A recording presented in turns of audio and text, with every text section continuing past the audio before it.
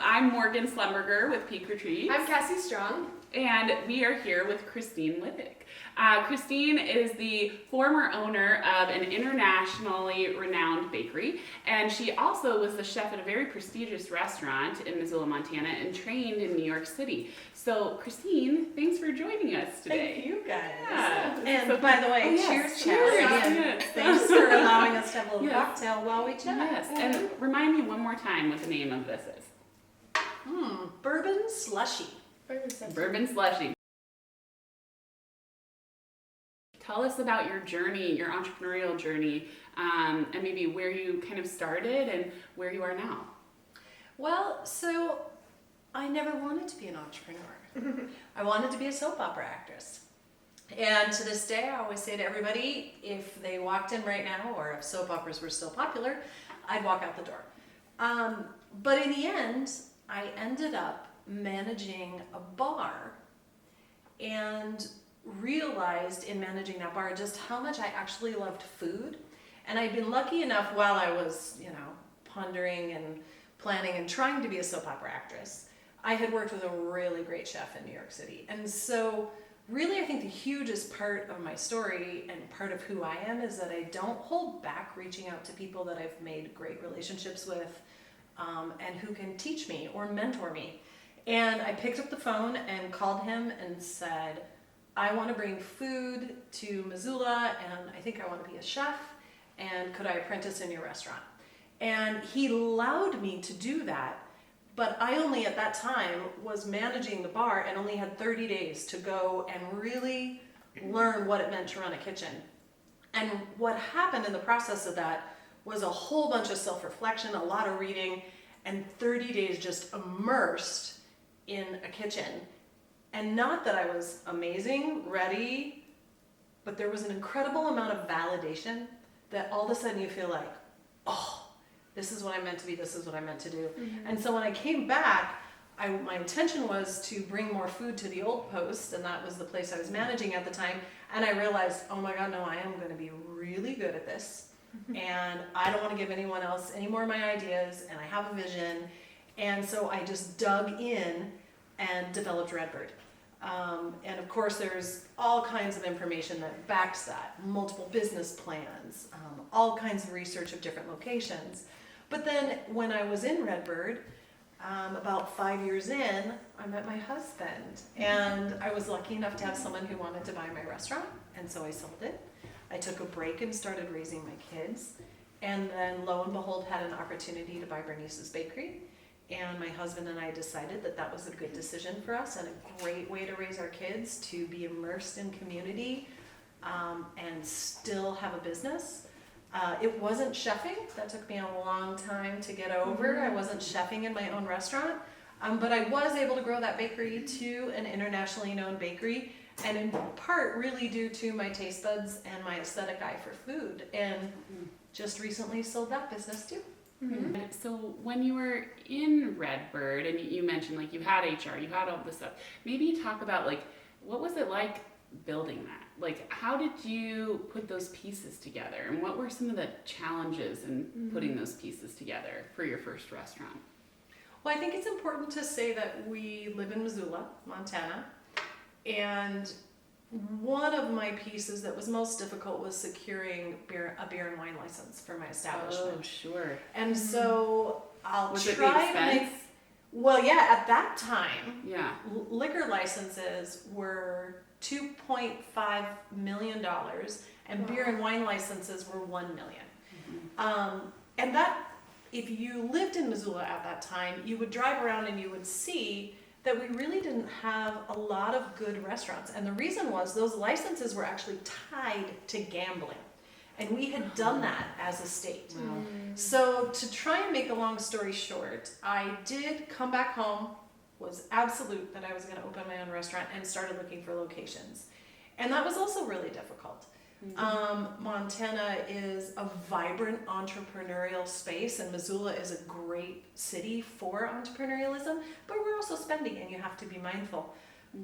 So I wrote a version of the same business plan 13 times and went to my banker at least 13 times, if not more. Did you know your banker prior to this, or is this a relationship you developed? It's a relationship I developed, but I have to say, my uncle was a member of that bank, and he was very integral in helping me discover what it meant to have that relationship, to cultivate that relationship. And I think, you know, there are parts of me that, you know, joking about the soap opera actressing, but, you know, getting people comfortable to speak on stage or to, you know, public speaking, that's, you have to sell yourself in front of a banker. You have to sell yourself as you're selling your idea. So when people hesitate to put their kids in theater, I'm always like, oh my God, shove them in there. You know, it's gonna help. Really, it's gonna help. It doesn't really matter. It's gonna help with everything. But he finally gave me a loan, and at that time, it was 1996, I was asking for $55,000. That was my chosen number. It was what I felt could work. But truthfully, I didn't want to borrow more money than I could pay back if I broke both my legs as a chef. I wanted something that I could pay back. When he finally said yes, he handed me the money and said, I'm going to do this, and your numbers finally work, and I believe you found a good location, but I want to let you know, I don't think you're going to succeed. And the main reason, and this is the long story short, looping back, is that we didn't have beer and wine. So we went 2.5 years without beer and wine. Wow. We served lunch every day, and every day we made lunch from scratch when we got in at 8 a.m. And we made an absolute different menu every day for 2.5 years. Wow.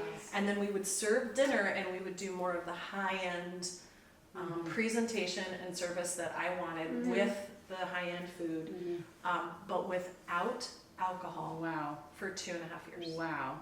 Wow. And then we finally, after working with the state legislature, changing the laws, creating a new licensing system, we got a license in a lottery. And the last 2.5 years that I had Redbird, we had alcohol. Wow. Oh my gosh. That's nuts. Yeah, there were some moments. And in my moments. numbers, I think it's important to say in my numbers that I gave to the banker, I felt like I could make it 2 years before I needed a license, and I felt like that was plenty of time. And boy, that 2 years hit, and I started watching everything start to cycle downward. And the first round of the lotteries, we didn't even get a license, and I was one of 8 people in the state to change the law. Right. I was devastated. And then they did a census, the population increased, drew another lottery, and we got it at 2.5 months. And it was just in time. Wow. Oh my gosh. Yep. Long days, but you know what? Kismet. It was super fun. Yeah. It was the best 5 years of my life, even if, you know, maybe I wasn't as balanced as we talk about humans being, but it was a joyful place, and to be really wrapping people around a table is a great thing. So let's dive into that number that you threw out there, $55,000. First, I want to know how you kind of came up with that number. What did you consider? Do you feel like you forgot to consider anything, looking back? You know, that's a tougher one to answer because I'm so much more in touch with Bernice's at this point. But I will say that it did take me a while to get to that number. And the reason I remember the number now is just that it almost sounds like a silly number. And I didn't think that I, in my lifetime, would look at $55,000 as being this small amount of money, but it takes a lot more funding to get started these days, depending on what you're trying to do, especially what I was trying to do. Did I forget anything? No, boy, you know, after 13 business plans, Cassie, I'm not going to lie. The banker And I told mean, you what my you're banker became That's one awesome. of my mentors and one of the people that I call in my kitchen cabinet, and I adore him. Yeah. He made me do my homework. With Bernice's, I think the investment there was very different. We'd owned a business before, and the current owner, while having a great reputation, was running very much in the red. The business financially was not a success. It was hurting. She had asked us to buy it 2 or 3 times, and we said no. In the end, we finally did say yes. But what we did in that situation is we encouraged her to carry a portion of the loan, or she would have never made any money during her 11-year tenure at the bakery. And I said, you know, we've grown up together. We both grew up in Missoula. You know us. You know, if we default on this, we definitely have the money to pay it. But in that situation, also, I was smarter. And I was not going to put any of the money, my hard-earned money, Mm-hmm. that I had gotten from Redbird into a business that I believed I could achieve success with financially, not just this good energy. But I wasn't willing to risk everything at that point. And so that started out that situation very differently. And I do believe in that business, I definitely forgot some things. Yeah. It's a bigger business, 35 employees, you're baking fresh every day. I was a chef, so it was just a complete turn in a different direction. Right. And so I tripped up sometimes really big. But in the end, Yeah. I succeeded. Yeah. What were some lessons that you learned from Bernice's or from Redbird growing your business? I think what was really interesting about Bernice's for me, and that took me a while to wrap my mind around, is that I didn't need ever to increase the number of employees I had. Pretty much when we purchased the bakery, she was employing 35 people. What she didn't do was utilize their time well. So what Bernice's really became, and what I realized I had done and was working towards probably about 5 years in, was that I became keenly aware that there was an incredible amount of downtime, and that's where the growth needed to come from. And so now, if you talk to the current staff that's there, or people who've worked for me in the past that are working all across the US now, they would tell you they studied at the Stanford of bakeries. And the reason was, I took my chef energy and understanding of mise en place and how to have pace and how to produce and multitask, and I shifted all that knowledge right into the bakery. So really what I told the staff in the end was, when you graduate from here, when you leave here, if you have really stayed like the 4 years you're in college, or most people right now seem to transition between 4 and 6 years in the food service business if you've done a high quality job of retaining an employee. I said, you can work anywhere. You can walk out of here and go work at a culinary kitchen in a high-end restaurant, and you will succeed. So my growth element, and what Marco and I worked on together, was to really fill that time and Make it more efficient. Make it more efficient. We invested in our employees that were full-time, so really conscientious about keeping high-quality staff, whether we had work for them or not, of paying them 40 hours a week to keep them employed with us, to nurture their leadership development, to nurture their skill development, to nurture their artistic. I mean, really with baking, it's an artisan craft. And the more time you spend and the more coaching you receive on how to nuance those elements, the better you are. We also worked really diligently with our staff. We created a leadership team, which helped move us forward as far as being able to envision what the bakery could look like and what it could look like as an internationally known bakery, attached to social media. One of our bakers developed our very first website, and one of my saddest days was that website was hacked.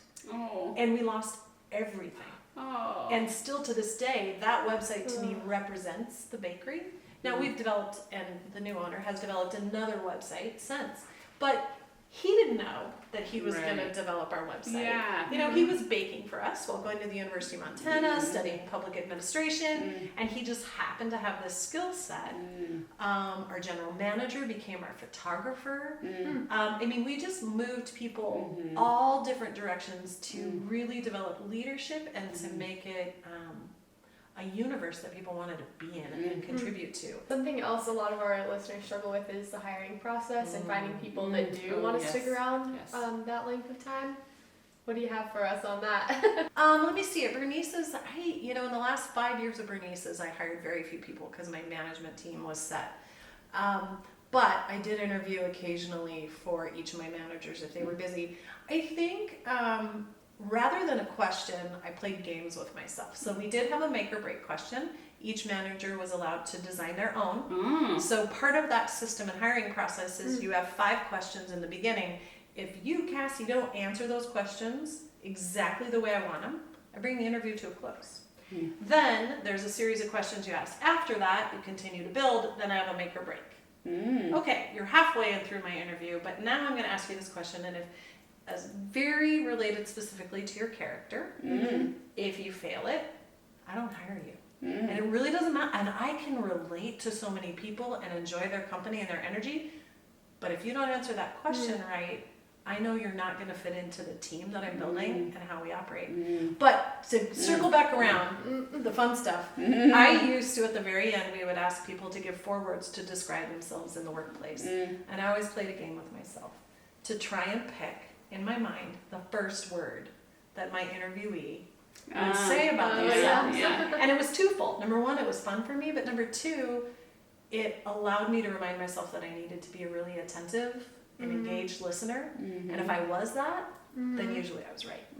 So, there you go. Did you ever like take out additional loans? Like, did you ever have stuff like Absolutely. times that got tough and you needed to go talk with someone to take out some extra money? Or can you tell us about that? Like, what would some female founders who might be, you know, stretching or in need of something, what would you say about that? Well, I would say pretty much regularly at about 5 years, if I was looking to expand what I was doing, if I was rolling over my leadership team in those kind of periods of staff retention, I would need to look at reinvesting.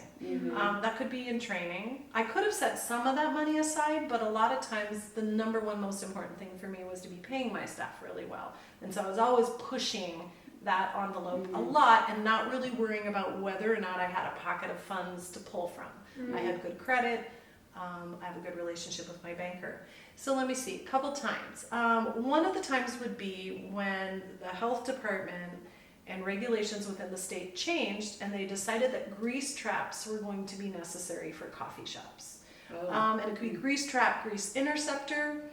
But we, at that point, had purchased the building, which would be another time that we had to search for funds, which would actually was fun because I was so sure we weren't going to be able to make it happen. And I called up my banker and said, the building's for sale. This is how much it is. I know where we're at with our home loan and where we're at with our equity. And I just don't know if we can make it fly. What do you think? And he's like, yeah, you're covered. Wow! You know, and then I ran over to the person who was selling the building and said, oh yeah, we're in, we'll pay you full price. Oh, that's awesome. And that was a personal decision, not a business. Like, that was not a Bernice's buying the building. That was a Christine Littig and Marco Littig buying the building. Yeah, that was Christine and Marco Littig buying the building. Okay. But to secure the home of something that was really integral to the Missoula community. Yes. But yeah, when the regulations changed and we had to put in a grease trap, we probably could have finagled putting in a very small one that goes under the sink and you know handles just a small amount of action and grease. But in the end, we had just bought the building. It was probably only 3 months later. We went back to the bank again and said, we actually want to dig up the backyard, put in a full interceptor so that if ever anybody in this building wants to have a restaurant, a bar, if they want to, you know, open up a fry shop, you know, that we're ready. It doesn't make sense to just partially invest. We want to go the full 9. And crazily enough, they supported that too. So a lot of it is just being mindful, keeping good relationships, growing your business. We did a lot more focus on organic growth versus instigated growth. But it was always enough that the bank trusted that we could pay back the money. What are the lessons that we learn from failure? And you know, I'm curious what your thoughts are on that.